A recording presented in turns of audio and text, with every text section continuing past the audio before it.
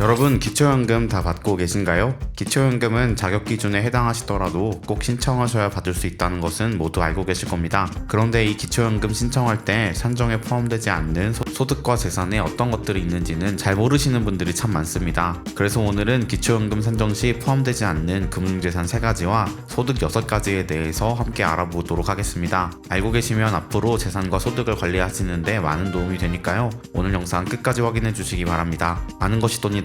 복진뉴스 넘버원 KBN 뉴스 지금 시작합니다.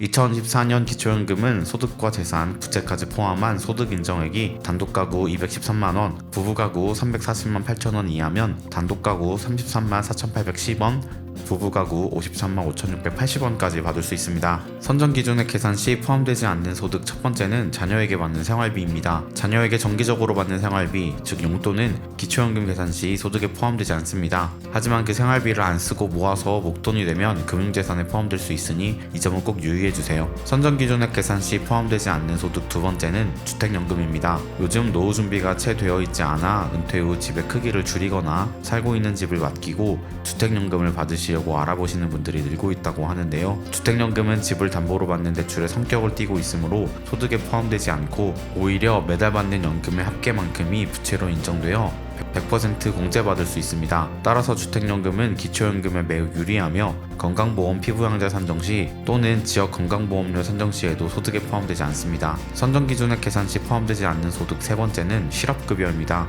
요즘 같은 고금리 고물가 시대에 잘 다니던 직장이 갑자기 사정이 어려워져 폐업하거나 희망퇴직 등으로 자기 의사와는 상관없이 갑작스레 직장을 잃으시는 분들이 많다는 안타까운 소식이 많아지고 있는데요. 이때 받으실 수 있는 것이 바로 실업급여입니다. 실업급여는 기초연금 계산 시 소득에 포함되지 않으므로 안심하고 받으셔도 되고 피부양자와 지역 건강보험료에도 포함되지 않는다고 합니다. 선정 기준액 계산 시 포함되지 않는 소득 네 번째는 근로소득 산정에서 제외되는 산재급여입니다. 일용근로, 공공일자리, 자발근로 등 기초연금 산정 시 근로소득에서 제외되는 곳에서 일하시다가 받는 산재급여는 소득에서 제외됩니다. 단 일반적인 산재급여는 기본 공제 없이 100% 기초연금의 소득평가액에 반영됩니다. 선정 기준액 계산 시 포함되지 않는 소득 다섯 번째는 독립유공자 생활지원금입니다. 독립유공자에 관한 복지증진수당, 참전유공자에 관한 참전명예수당은 소득에 포함되지 않습니다. 선정 기준액 계산 시 포함되지 않는 소득 여섯 번째는 장애인연금입니다.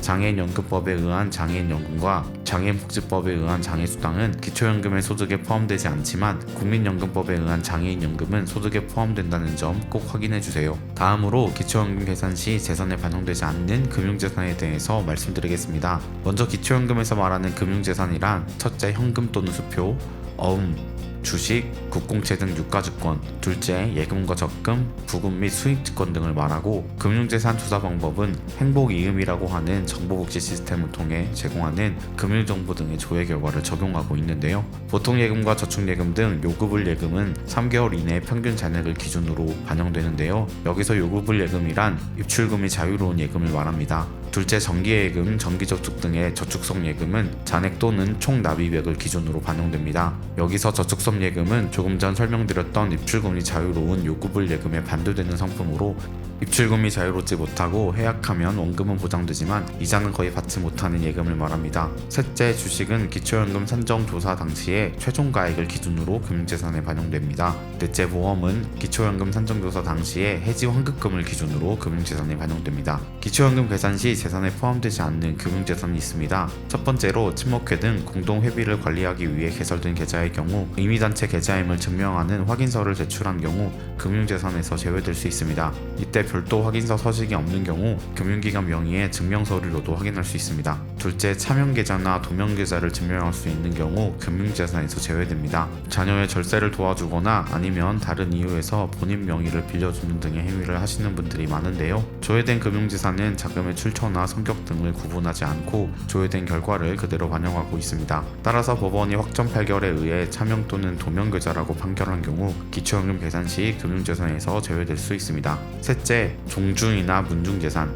마을 공동재산, 그 밖에 이에 준하는 공동의 목적으로 사용하는 금융재산을 관할 서무서장으로부터 고유번호를 발급받아 고유번호 계좌에 이체한 경우에는 기초연금 계산 시 재산 선정에서 제외됩니다. 하지만 고유번호 계좌가 아닌 개인 계좌에 공동재산을 넣어 관리하신다면 모두 신청인의 재산에 포함한다는 점을 꼭 기억해 주세요. 금융재산의 조사는 매년 상반기에 한 번, 하반기에 한 번 이렇게 총 2번 조사를 하게 됩니다. 기초연금을 받고 계시더라도 1년에 2번 금융재산에 대한 조사를 실시해서 변동사항이 있다면 즉시 기초연금에 반영된다고 보시면 되는데요. 그러니까 이전에 못 받으시던 분들이라도 재산의 변동사항에 따라 다시 받게 될 수도 있고, 반대로 받고 계시던 분들이 받지 못하게 되는 경우도 생길 수 있습니다. 이자소득의 경우 이자소득을 받은 달이 속한 다음해 4월 25일부터 기초연금에 반영됩니다. 만약 올해 4월에 정기예금 만기로 이자소득이 발생했다면 내년 4월 25일부터 소득평가액에 반영됩니다. 오늘은 기초연금 계산소득에 반영되지 않는 소득과 재산에 대해서 알아보았습니다.